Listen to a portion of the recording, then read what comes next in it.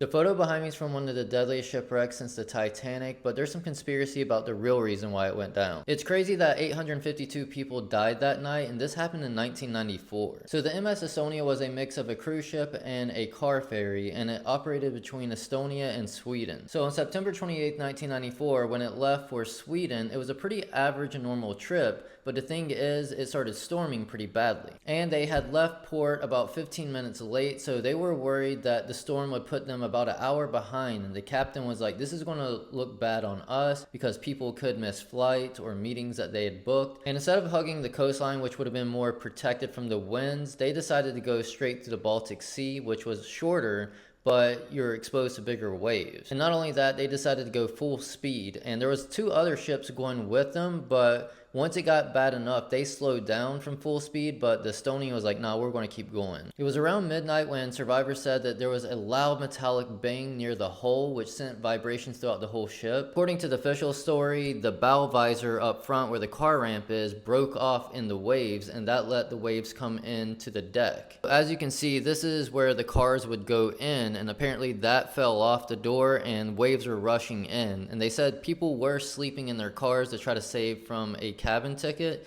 and they were some of the first ones to drown. So pretty quickly the ship was leaning on its side by 30 degrees, making the hallways basically like an inception scene. For the people caught in their cabins, it was really difficult for them to try to make it to the upper decks and get to the life rafts. Keep in mind it's nighttime and it's the Baltic Sea, so the water's like 50 degrees, meaning the longer they're in the water, the higher the chance of hypothermia. The crew messed up the Mayday call as well because in the panic they forgot to say Mayday 3 times and only said it 2 times, which confused other people that heard it and thought it was less like serious, I guess. But by the time that everyone made it there, it was already too late. They said it was just hundreds of people that scattered everywhere and they couldn't get too close because they didn't want to run into them or hit them with the propellers.